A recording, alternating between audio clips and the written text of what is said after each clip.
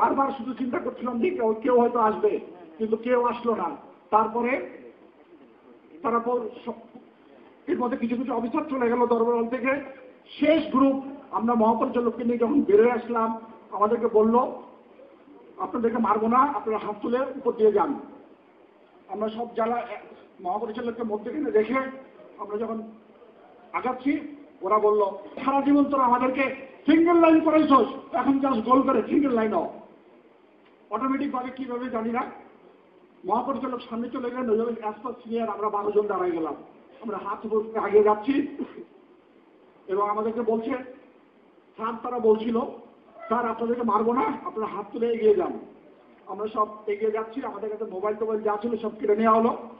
নিয়ে আমরা পিছনের গেট দিয়ে যখন বেরোতে যাচ্ছি, মাননীয় প্রধানমন্ত্রী প্রথম আমার মহাপরিচালক এই গেটের বাইরে পা দিয়েছে, 4 জন বাইরের থেকে লোক এসে 4টে গুলি করলো আমার মহাপরিচালকের মুখে।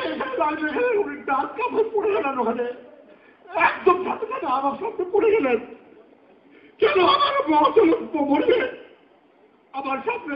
আমরা দৌড়াই যেতে গেলাম, এই ছোট বাচ্চা তোরা যদি কেউ একটা আস সবারই গুলো। তারপরে তারা বুঝতে পারি নাই কে কোন দিক দিয়ে গুলি করতে। একটা গুলি আমার এখান দিয়ে বেরিয়ে গেল, চাষ করে আমি মাটিতে পড়ে গেলাম। আমি তার ক্রলিং করে পাশেই ছিল হলো টয়লেট বা বাথরুমের মধ্যে আমি ঢুকে গেলাম।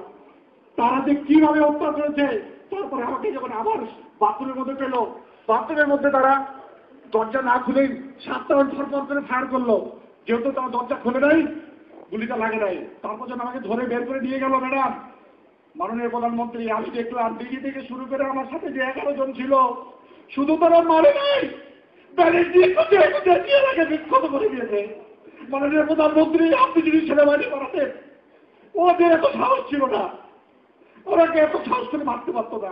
তারা শক্ত হয়েছে বেলা 1টা-1:30টার পরে তারা শক্ত ডিফেন্সে গেছে। তার আগে পর্যন্ত কোনো লিডারশিপ ছিল না, যে জানতে পারছিল সে তার কাজ করতেছিল।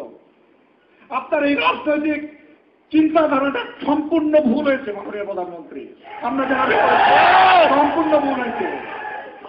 মাননীয় প্রধানমন্ত্রী, আমার আপনার কাছে অনুরোধ, আপনি বৃহত্তর চিন্তা করে হয়তো এটা করেন নাই, আমাদের পরিবারের যে চিন্তা করে করেন নাই। আমার প্রশ্ন, আমরা 168 জন অফিসার ওদের মাঠ থেকে বেরিয়ে আসতে পারলাম না, 7.5 থেকে 9,000 সৈন্য আপনাদের ছাদ থেকে বেরিয়ে গেল কিভাবে? মাননীয় প্রধানমন্ত্রী, আপনি আমাকে এই একটি উত্তর দেন। আমরা 150-এর অধিক অফিসার ওখান থেকে বেরোতে পারলাম না। কিন্তু ভাই একটু চুপ করো ভাই, আর সেনাবাহিনী নষ্ট করো না, একটু চুপ করো। মাননীয় প্রধানমন্ত্রী, আপনার পুলিশ, আপনার র্যাব, আপনার যত নিজস্ব এসডি আছে, আমাকে একটু উত্তর দেন। এক রাতের মধ্যে আমি আপনাকে সংখ্যা দিচ্ছি মাননীয় প্রধানমন্ত্রী, 840 জন একটা ব্যাটালিয়ান রেজিস্ট্যান্ট, 4টা ব্যাটালিয়ান ছিল, ধরে নিলাম 4-8 3200, হেডকোয়ার্টার ব্যাটালিয়নের 1200-র উপরে সৈনিক ছিল, 2200-2500 সৈনিক আসছিল, বিডিআর সুপুরতে বিভিন্ন অ্যাটাচমেন্ট, সিএনএইচ আছে, সিগন্যাল সেক্টর আছে, সব মিলে 9 থেকে 10,000 সৈন্য ছিল। 9,000-10,000-এর মধ্যে ফ্যামিলি ছিল। আমার প্রশ্ন, এক রাতের মতো পিপিলিকার মতো এত সৈন্য কিভাবে বাইরে গেল? কারা কাকে বের করার সুযোগ দিল? মাননীয় প্রধানমন্ত্রী, আপনি আমাকে উত্তর জানতে চান। আমি আপনাকে শুধু এটাই জানতে চাই যে কিভাবে এক রাতের মধ্যে হাজার হাজার সৈন্য বাইরে চলে গেল, আর আমরা 150 জনের অফিসার বাইরে হতে পারলাম না। আর কিছু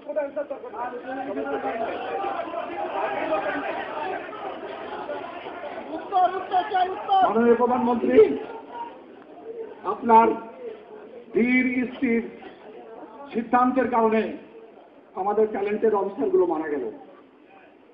মানুষ মুরগিকে ওভাবে মারে না, ওইভাবে জবাই করে না, তারা যেভাবে মেরেছে। মাননীয় প্রধানমন্ত্রী, আমি একদম সাক্ষী, অনেকেই আছে সাক্ষী, এর মধ্যে আমি একজন, আমি দেখেছি। আল্লাহ কেন আমাকে বাঁচাইছে আমি জানি না, হয়তো এই কথাগুলো বলার জন্য আল্লাহ আমাকে বাঁচাই রাখছে। সবাই বলে বলতেই পারতো না কেন মানলো বন্ধু তারা, কিন্তু আপনারা কিছু বললেন না। আমার এত সেনাবাহিনী, এনডিসি, পিএসসি, আরসিবিএস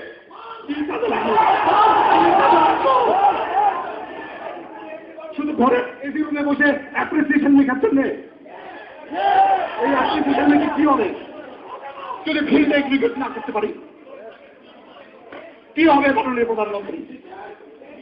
আপনারা কি আমাদেরকে ট্রিপিল করে রাখতে চান? একটা অফিসার এসে বলল যে সেনাবাহিনী চলে, মাননীয় প্রধানমন্ত্রী আপনি একটা সেকেন্ড লেফটেন্যান্টকে জিজ্ঞাসা করেন আওয়ামী লীগ যাওয়ার পরে বিএনপি আসলে কোন কোন জেনারেলের চাকরি যাবে সেগুলো দিতে পারবে। একজন সেকেন্ড লেফটেন্যান্টকে যদি জিজ্ঞাসা করেন আওয়ামী লীগ যাওয়ার পরে যদি বিএনপি সরকার পাওয়ারে আসে কোন কোন জেনারেল ব্রিগেডিয়ার বাড়ি যাবে, ও বলে দিতে পারবে এমএসের মতো যে এই কয়জন জেনারেল বাড়ি চলে যাবে। আমার বিএনপি পাওয়ারে আসলে কোন কোন জেনারেল বাড়ি চলে যাবে, কোন কোন ব্রিগেডিয়ার বাড়ি যাবে, ওই সেকেন্ড লেফটেন্যান্ট বলে দেবে। কেন মাননীয় প্রধানমন্ত্রী? কেন এই জেনারেলরা প্রমোশন করে বসে যাদেরকে আনফিট করেছে প্রমোশন 2 বছরের মধ্যে লেফটেন্যান্ট থেকে ফুল কর্নেল থেকে ব্রিগেডিয়ার করে দিল। এত কি মারামারি করলো করতে তারা তারা এই 2 বছরের মধ্যে লেফটেন্যান্ট কর্নেল থেকে ফুল কর্নেল থেকে ব্রিগেডিয়ার হয়ে গেল। কিভাবে এই 4-5 বছর তাদের প্রমোশন দেন নাই? কিভাবে দিবেন? কারণ এটা পলিটিক্সের জন্য। আপনাদের পলিটিক্সের জন্য দেওয়া হয়নি। আপনি ডিডিএফআই বানিয়েছেন, ডিডিএফআই একটা লিস্ট নিয়ে আসে, not clear not clear not clear কি স্যার? আমরা দেশের জন্য কাজ করতেছি, নট ক্লিয়ার কি? নট ক্লিয়ার কি? মাননীয় হোল্ড অন প্লিজ, আমি তোমাদের কথা সব বলতেছি। মাননীয় প্রধানমন্ত্রী ডিডিএফআই এর প্রধান এক লিস্ট নিয়ে যান, সেখানে মাননীয় সেনাপ্রধান এবং আমাদের বিজ্ঞ যারা জেনারেল থাকেন ট্রিপল, কিছু করার নাই।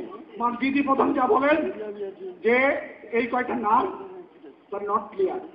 যদি নট সিকিউরিটি ক্লিয়ার হয় এই সরকারের আমলে বা বিএনপি সরকারের আমলে, তাহলে আমাদের চাকরিতে রেখে লাভ কি?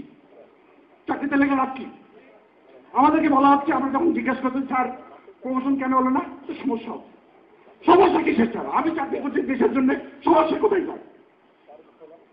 আমাদের সেনাবাহিনীকে আপনারা রাজনীতিবিদ বানিয়েন না, একটা নিয়ম বানান যে নিয়মে আমরা সবাই জানবে এ প্রমোশন পাবে। আপনি আসছেন, এখন দেখেন আপনাদের সামরিক উপদেষ্টা আমাদের এক আগের সিনিয়র অফিসার ছিলেন, এখন আমরা শুনতে পাচ্ছি উনি যার পোস্টিং করবেন, উনি যা বলবেন তারটাই হবে। তারাই বলে তাহলে আমার এরকম দরকার কেন? ভাই দাঁড়াও, দাঁড়াও, বলতে দাও। তাহলে পরে ওনাকে এমএস বানাই দেন, সামরিক উপদেষ্টা তো দরকার নেই, ওনাকে আবার চাকরিতে ঢোকা এমএস বানাই দেন। উনি যদি বলেন অমুক জেনারেল ওখানে যাবে, অমুক জেনারেল ওখানে যাবে, অমুক ব্রিগেডিয়ার ওখানে যাবে, যে লেফটেন্যান্ট, আমার একটা প্রশ্ন, যে লেফটেন্যান্টকে এই জেনারেলরা প্রমোশন দেন নাই আমাদের সিনিয়ররা, যে কারণেই হোক, আপনি আসার সাথে সাথে 15 দিনের মধ্যে আপনার রেজিমেন্টের ডেপুটি কমান্ডেন্ট করা হলো কেন? আমার প্রশ্ন দেন। পিজিআর রেজিমেন্টের উনি ডেপুটি কমান্ডেন্ট হয়ে গেলেন, কিন্তু গত 5 বছর ধরে জানি উনি আমাদের সাথে পিজিআরে ছিলেন, বাইরে ছিলেন, বিকজ তোনা বলে আওয়ামী লীগের গন্ধ ছিল, বিএনপি আমলে হয় নাই। এই আওয়ামী লীগের গন্ধ বিএনপির গন্ধ সেনাবাহিনীর মধ্যে থাকবে কেন? কেন থাকবে? কেন থাকবে? আমরা ট্রেনিং করি, যে হলো আমাদের সিনিয়ররা দেখবে যে ঠিক সে প্রমোশন পাবে। সিনিয়রকে যখন জিজ্ঞেস করি স্যার আমার কি অত প্রমোশন হয় নাই, দেখো এটা তো বুঝোই তো, কেউ এমনি হয়ে যাবে, কেউ হবে নিজের যোগ্যতা বলে, কেউ হবে পলিটিশিয়ানদের নির্দেশে। পলিটিশিয়ানদের নির্দেশে আমার জেনারেল প্রমোশন হবে কেন? কেন হবে মাননীয় প্রধানমন্ত্রী? আপনি আমাকে শুধু এখন ইনস্ট্যান্ট উত্তর দেন।